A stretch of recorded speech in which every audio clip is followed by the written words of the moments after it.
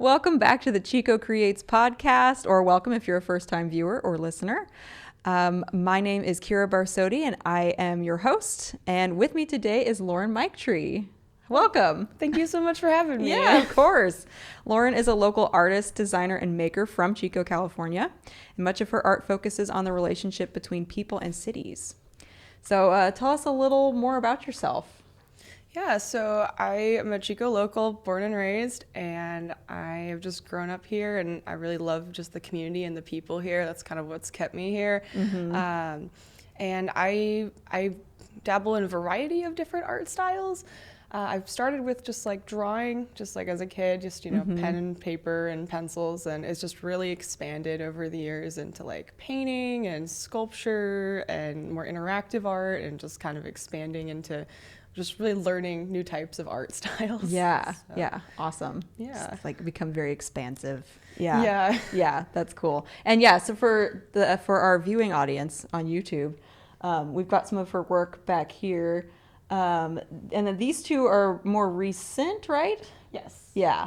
And these are great examples of like your kind of, how would you describe them? They're cityscapes, but not like of real cities. They're yeah, so last year I started a new series that was just based on fictional cities and like the topography around fictional cities, like from a bird's eye view. Yeah, they look like maps. Yeah. I've had like this thing for maps since I was a little kid. I've loved just drawing maps and like diagrams for things. And so last year's kind of expanding on my love of maps and cities, and just adding more color to them, because I before the last few years I was very like just drawing in black and white, very pen and ink, very a lot more traditional. And the last few years I've kind of loosened up a little more and experimented a little more, having some more fun with it. And last year I just really got into adding big pops of color into my art. And so the first one I started with is behind us on the left, which is like a rainbow kind of map. So I just did it with like alcohol markers, and then I hand drew the map on top with like gel pens. And from there I just kind of started doing like paintings on canvas and then drawing from there. And the purple map on the right is like a later version, later in the year. And I did a whole series at Open Studios last year where I had different maps that were monochrome, so they were a different color for each city. So it was like purple, pink, blue, and I only did one of each just to kind of show just variety in types of cities as well. Yeah, right. So. Yeah, then that's cool. Yeah, cities definitely each have their own feel.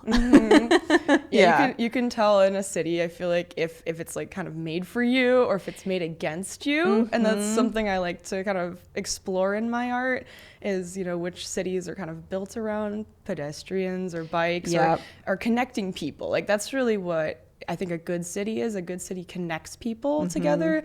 And cities that aren't really designed as well, they're kind of isolating people, spreading people out, or like making it harder for people to like access certain services. So that's like something I try to highlight in my art. And I've kind of thought about doing a series in the future that's based on like dysfunctional cities. And maybe changing the color palette to being more of like kind of muted or like kind of yucky colors to show kind of how a certain like suburban tract home sprawl can be really isolating for people, or things like that, to kind of highlight where there's room for improvement in cities that can, really connect a community. And I think that's something that's a strong suit of Chico, is it's very good at like the city design, at least the like core city design is very good at connecting people and connecting people to parks and community events and services. And that's probably one reason I've stayed here, is like just because it's very built around humans and connecting humans. Yeah, absolutely. Yeah, that's something that I love about Chico too, for sure. And you did spend a semester abroad. This is something I learned about you right before we started recording, which is exciting, in Sweden. Yes. Yeah. So is that like the only place you've lived outside of Chico? That's been the main place. That's on the other side of the world. It was a bit of a contrast. Yeah, So where in Sweden? I was in Växjö, Sweden, which is it's very southern Sweden, so it's like kind of closer to Copenhagen. Okay. It's very similar to Chico in certain ways, where it's like a smaller farming community, lots of artists. They're known for like glass blowing in that area. Huh. And I went to a city that was about half the population of Chico, so it was a little smaller, but it had that same kind of connective feeling, and people were very community oriented there as well. And so that was really cool to be like halfway, across the world and have so many similarities. And like, even though it's like different cultures, it was really cool to have, similar nature and like similar art kind of events and things. Yeah. So it's like crazy to think about how there's all these events happening across the world that are so similar sometimes that you're just, thousands of miles apart. So yeah. Yeah. And so, yet, Sorry. Yeah, no, go ahead. No, yeah. So I did a different kind of art when I was in Sweden. It kind of brought different inspiration. I brought a piece behind us as well that's from that time when I was abroad, which happened to be in 2020, which was made for an adventure. Yeah, an interesting time to be on the other side of the world. Yeah, and one thing I did when I was there, the art supplies were kind of harder to get. They weren't as like commonplace as over here. And there was like more of a specialty kind of luxury item, it felt like, over there. Interesting. So I did my best as, just a student on a budget. I just used whatever materials I had. So often I'd use like flyers I'd get around campus, or like the cardboard, which is like behind me, from like a pizza box that I just would like draw on, just to be resourceful with what I had. And that kind of brought out a new side of learning of a different type of art style, of being just more resourceful with my materials. And so that was really cool to kind of, it's less about what materials you have sometimes, it's more just what you do with it. Yeah, absolutely. Yeah. And so I guess how would you, so being in Sweden affected you because of the materials? Like, how about subject matter? Did that change at all? So you've been doing a lot of cities now.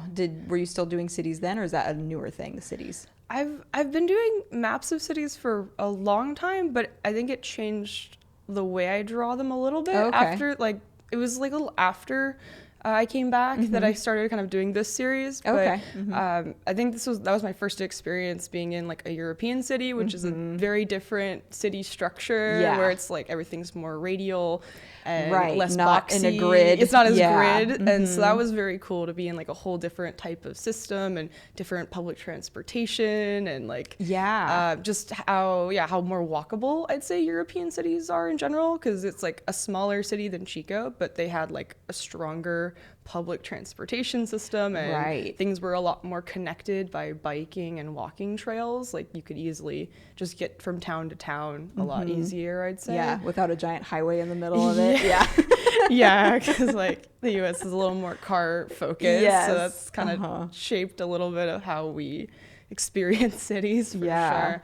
But yeah, that experience definitely, I took away materials, but also just a different take on cities as well, and kind of knowing what was possible out there a little more, I think. Because like you read about things and you see things, but it's a different experience just to be in it and walking around it and knowing like, oh, this is a real thing. And like, well, and you can see the radial, like the way you describe that, you can see that in your maps in this new series that has happened since then. So yeah, that is cool. Yeah, I wanted to like show in this series, like the reason why it's also fictitious, like I'm inspired by different types of city structure, but I want it to be fictitious to show like these are possibilities of like where we can build cities and like how we can build future cities.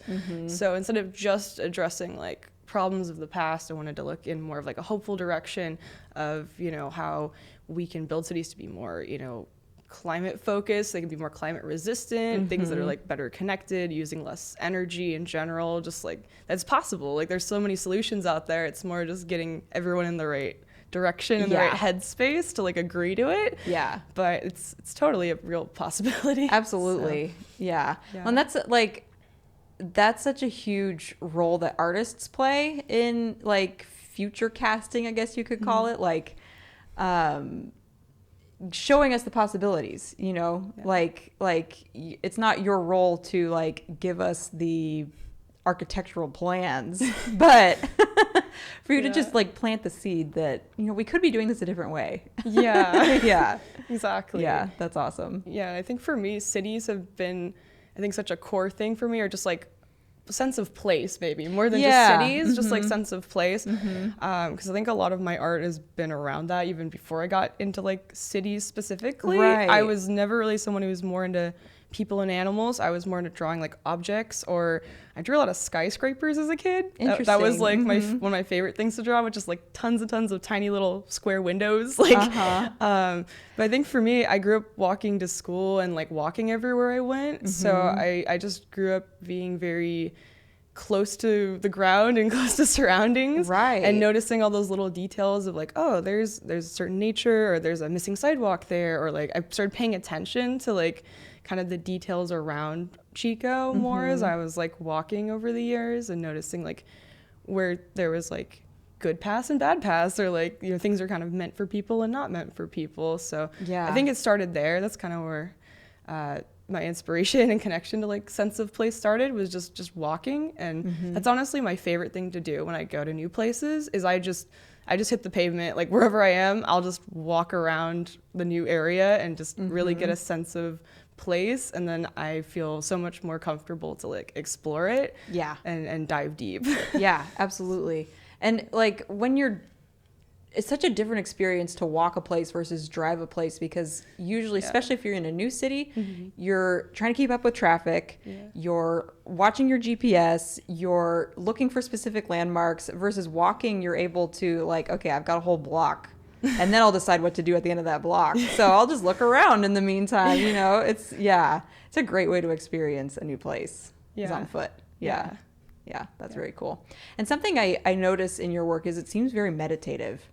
And I think that like the walking speaks to that as well, you know, just the slowing down, the taking your time, and like the fact that you as a kid would draw all the little square windows, like it just seems like it's all very cohesive, and that's very much a part of like your whole ethos, is to be like to slow down. Yeah, I think in my daily life, I'm a very busy like go-getter kind of person, where I'm like running things and doing all these things, and so my art's like a very nice like step back where I can kind of remind myself to slow down, like you're saying, and I really have a deep connection with like patterns as well. So I think a lot of meditative stuff for me comes from repetitive patterns and things like that, and it's just a good reminder for me to like just take my time. And a lot of my art does take a while. Like I spend a very long time just waiting for the right moment, and I come back to it, and I do it kind of in different sessions and different days. But then like when I do like cartooning and things like that, it's very quick, and I don't I'm not very meditative. It's more just like I'll do it in like 10 minutes. I'll just do a little scribble. Doodle. And it's more like just a little pop of energy. So it's like I have two different contrasting art styles, I guess. So a lot of the time it's more meditative, but every so often I'll do like a little fun. Like you just need to like get that out. Exactly. That's awesome. That's very cool. Do you have like a favorite spot or place to hang out in town? I think, one of my favorite places, which I think deserves absolutely all the recognition, is our public library. Yes. Is one of my favorite places. I grew up going there as a kid. My parents would take me, and having a library card was just amazing as a kid, because you get access to so much knowledge and so many stories. And I've realized over the years that like I'm usually happiest when I'm around knowledge and like information. Like that's when I'm just one of the happiest times, when I'm just around information. So being in a library where there's just access to other people's pasts and histories, and also information for all these skills you can learn, it was just amazing as a kid. And I remember I was at the library a few months ago, and this little kid came up to me. He was probably like 8 or something. I didn't know him. He just was like excited, and he had a library card, and he was like, I just got my library card. And he was so excited. So cute. And I was like, good for you. Yeah. And he found me later at the library, told me again. And he was just telling everyone at the library that he got a library card. Oh my God, that's like, adorable. That's just such a nice joy to see like people like just like kids discovering the power and like adults discovering the power too that like have never had a library card, that there's so many like free resources out there that it's just, and that goes for people too. Like I think the more people I talk to, the more I realize like how open people are to share like their life stories or their information. And it's just like people being nervous at first, I think, just not sure what the reaction's gonna be. But it's like as soon as you give it a chance, most people like are pretty open, very and open to like sharing more, and like knowledge is so accessible these days, like and good knowledge too. And so it's just taking that step. So I just find a lot of comfort when I'm at the library. Just sometimes just browsing the stacks is just really fun, because then I'll just pull a book and be like, oh, this is a skill I'd never heard of before. Let's try this out for a couple days and see what happens. I just love learning stuff, so I'll just kind of pick and choose little. I'm definitely more of the nonfiction side, I think, a little than the fiction side.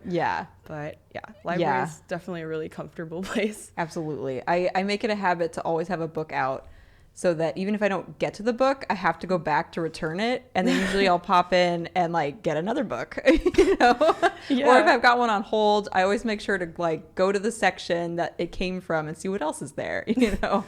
I always end up leaving with more than I can read, but that always happens. Yeah. That's the wonder of the library.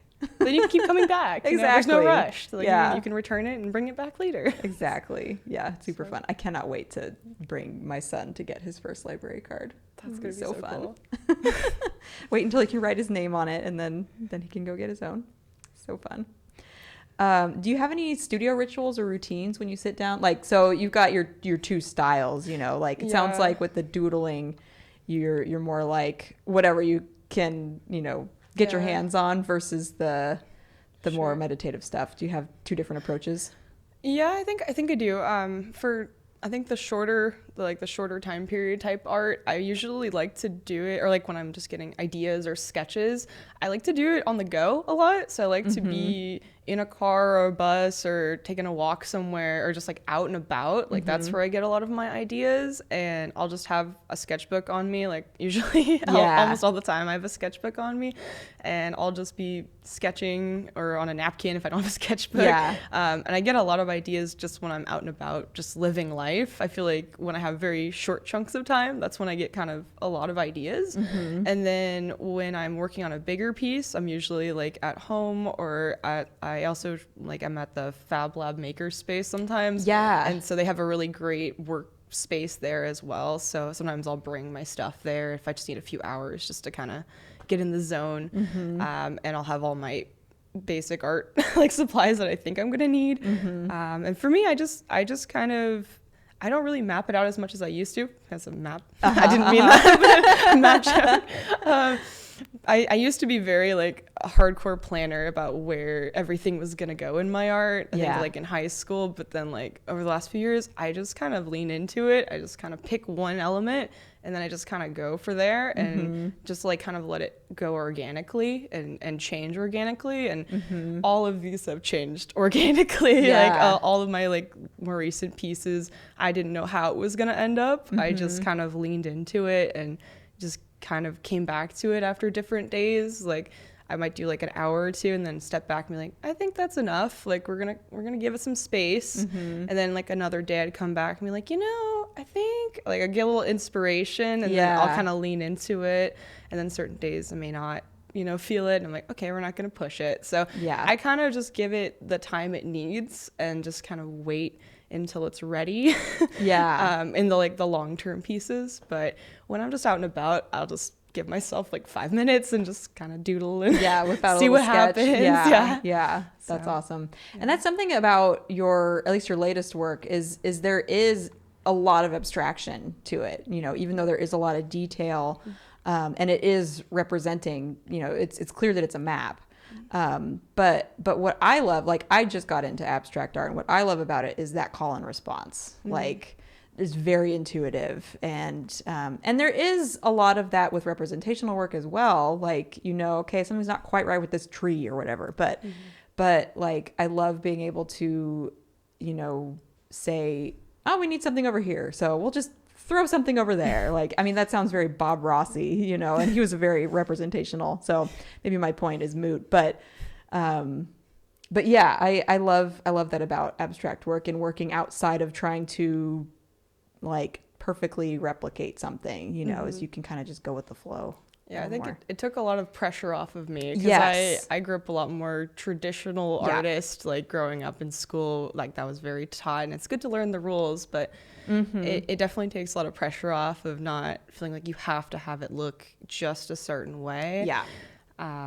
That just, changes a lot. Yeah. I mean, I definitely went through that phase in high school too, where I was really into colored pencils because of the control and like, you can make this bird look exactly like that bird, you know? Yeah. And that was cool, was being able to copy it perfectly. But like you said, it is good to know the skills and then be able to relax a little bit. Yeah. I think aside from maps, what I've heard the most that people have like taken away from my art, just like when I've talked to them, it's either been like circuit boards or more like amoeba organic kind of organism kind of things. So, which you can totally draw that connection to a city, the way it all kind of works together. Yeah, that's cool. But it's like still something that's interconnected, so that kind of makes me feel like at least my message is getting across. Absolutely. So. Yeah. That's really cool. I like that. I was going to talk about open studios. So this will be your second year, right? Doing open studios, and you're sharing a space with me. Yes. That was just a happy surprise. Yeah, for sure.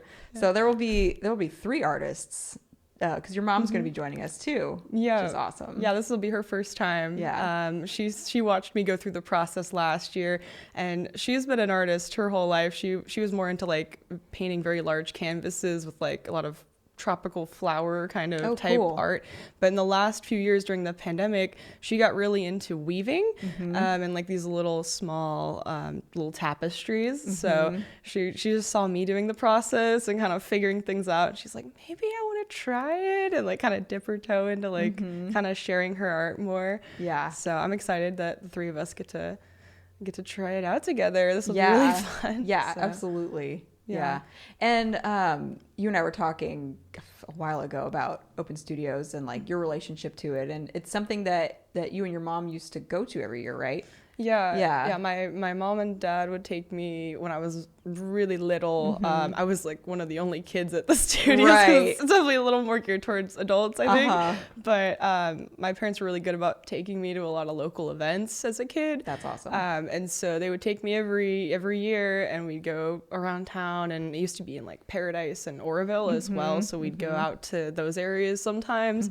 And it was so cool as a kid just to meet all these artists and watch them make things. Like that was just such an incredible experience. And like if there's families out there, you know, you're totally welcome to bring bring kids, bring your families. Is kid friendly. Like because exposing kids to that much art and like seeing it being made, I think really made me feel more comfortable into getting into art and knowing that there was such a community here that was very supportive of other artists. And I and getting to see like the breadth of what's out there to get into. Because we'd be going to like a glass blower, a metal shop, a couple painters, like a ceramicist, like all in like a couple weekends, and that's a very rare experience to get to go to all of that and talk to the people and watch them make it. And sometimes they'd let you try some of what they were doing too, so that was super fun. And growing up, I think 2 of the artists that were such an inspiration to me that we'd go back to every year